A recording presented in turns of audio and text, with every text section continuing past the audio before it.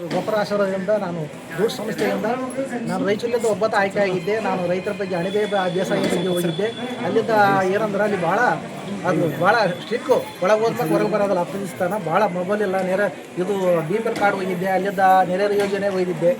ಅಲ್ಲಿಂದ ನಾನು ನಮ್ಮ ಜನ 893 ನನ್ನ ಬ್ಯಾಚ್ 893ಕ್ಕೆ ರೈತರ ಬಗ್ಗೆ ಗೊಬ್ಬರದ ಬಗ್ಗೆ ಮಾಹಿತಿ ಹೇಳಿದ್ರು. ಅವರು ಗೊಬ್ಬರ ಮತ್ತು ಎಣ್ಣೆ ತಯಾರು ಮಾಡೋದು ರಷ್ಯಾದಿಂದ ಬಂದಿದ್ದರು ಮತ್ತು ಅಮೆರಿಕದಿಂದ ಬಂದಿದ್ದರು. ಆದ್ರೂ ಅತಿ ಹೆಚ್ಚು ಅಂಕೆದಿಂದ ಗಳಿಸಿದೆ. ಒಟ್ಟು 150 ಅವ್ರು ಆಗಿದ್ರು, 148 ನಾನು ಬಂದು. ಆದ್ರೆ ಕನ್ನಡ ಮಾಧ್ಯಮ ಮಾತ್ರ ಸಾಲಿ ಓದ್ಬೇಕು ಮಕ್ಕಳು. ಇಂಗ್ಲೀಷ್ ಮಾತ್ರ ಏನು ಸಾಧ್ಯವಿಲ್ಲ.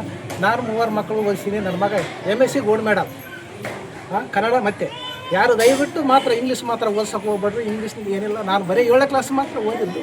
ಅವತ್ತು ನಮ್ಮ ಗುರುಗಳಾದ ಈರಣ್ಣ ಸಾರು ಮತ್ತು ಟೀಚರ್ ಆದ ರಂಗಪ್ಪ ಸಾರು, ಆಮೇಲೆ B ಪಾರ್ತ್ಯಮ್ಮ ಅವರು ಇಲ್ಲ. ಆಮೇಲೆ ಇವರು ಆಶೀರ್ವಾದದಿಂದ ನಾನು ಒಬ್ಬತ್ತ ಹೋಗಿದ್ದೆ. ಆದ್ರೂ ದೇವರ ಆಶೀರ್ವಾದ ನಾನು ಅತಿ ಹೆಚ್ಚು ಕಳೆದು ಅಲ್ಲಿ ನನಗೆ ರಷ್ಯಾದವರು ಬೈದರು, ಅಮೇರಿಕದ ಅತಿ ಹೆಚ್ಚು ಎಲ್ಲ ಗೊಬ್ಬರವನ್ನು ತಯಾರು ಮಾಡಬೇಕಂತ ಹೇಳಿದ್ದಾರೆ.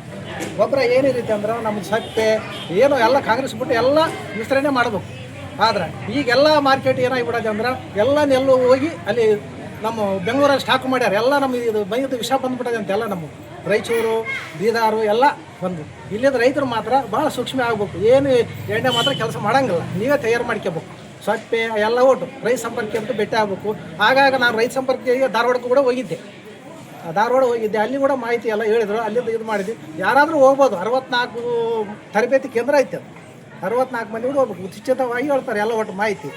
ಅವ್ರು ಹೇಳ್ದಂಗೆ ಕೇಳ್ಕೊಂಡು ಪ್ರಶಸ್ತಿ ತಗೊಂಡು ಅಲ್ಲಿಂದ ಅವ್ರು ಏನು ಸವಲತ್ತು ಹೇಳ್ತಾರೆ ಅದೆಲ್ಲ ಕೇಳ್ಬೇಕಂತೇಳಿ ಗುರುಗಳಿಗೆ ಹೊಂದಿಸ್ತೇನೆ. ಹೆಸರು ಪೌಡಪ್ಪ. ಗೌರ್ಮೆಂಟ್ನವ್ರು ಕರೆದಿದ್ರ? ಗೌರ್ಮೆಂಟ್ನವ್ರು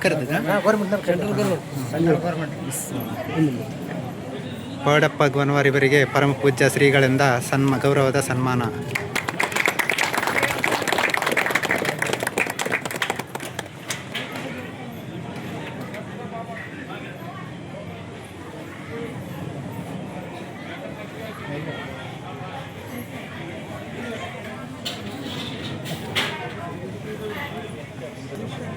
ನಮಸ್ಕಾರ.